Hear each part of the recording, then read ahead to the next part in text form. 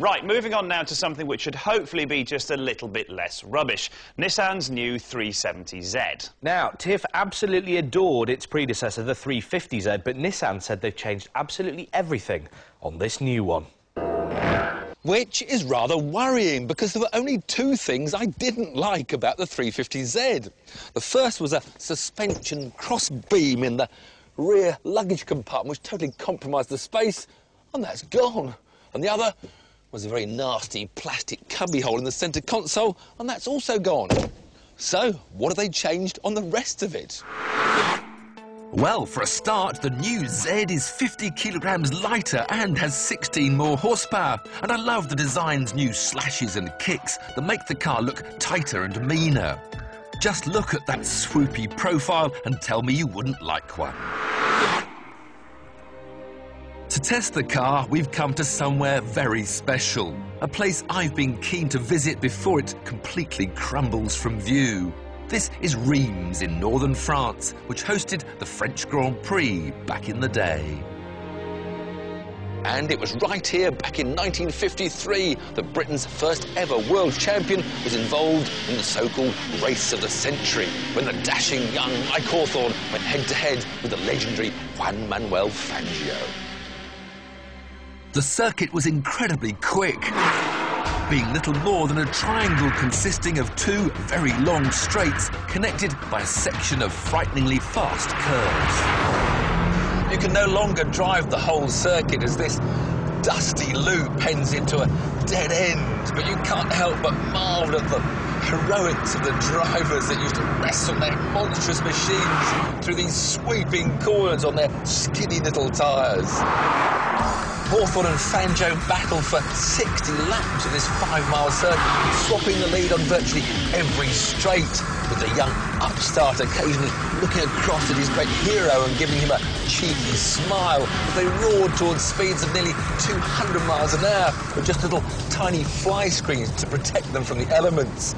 Now, we can't head towards that sort of speed, A, because we're on public roads, and B, because this Nissan is now limited to 155 miles an hour. But what I can appreciate is the extra bit of power this new 3.7-litre V6 has. It serves up a healthy 326 brake horsepower, which gets the car to 62 in just 5.4 seconds. But it's the engine's grunt that impresses most. Just tickle the throttle at any speed and you surge forward like a bullet train. Prices start at just under £27,000, which is 10 grand cheaper than a similarly powered BMW Z4 and 17,000 less than the Porsche Cayman S. That sounds like incredible value, provided the car handles. To find out, we have to detour from the circuit and head for some bends. Despite all the improvements, the 370 actually doesn't feel quite as frisky or responsive as the 350 did. But that's not really a bad thing, because there's definitely more overall grip. It's just that the balance seemed to have grown up a bit, become a bit more refined. The nose, though, still points into the corner very nicely when you want it to. And once you start adding the power, the rear follows round. Pay 30 grand for the GT pack version, and as well as things like heated seats and a 6 CD changer, you get synchro rev control.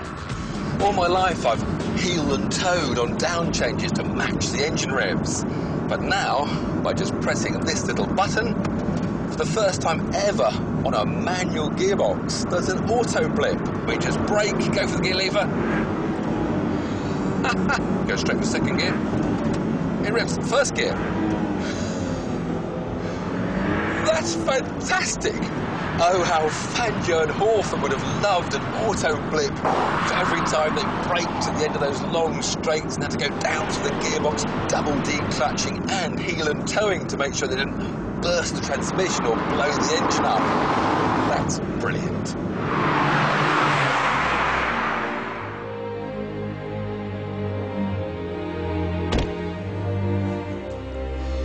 So, who won the race? Well, Mike Hawthorne, of course, by just 1 second after 2 hours and 45 minutes of racing.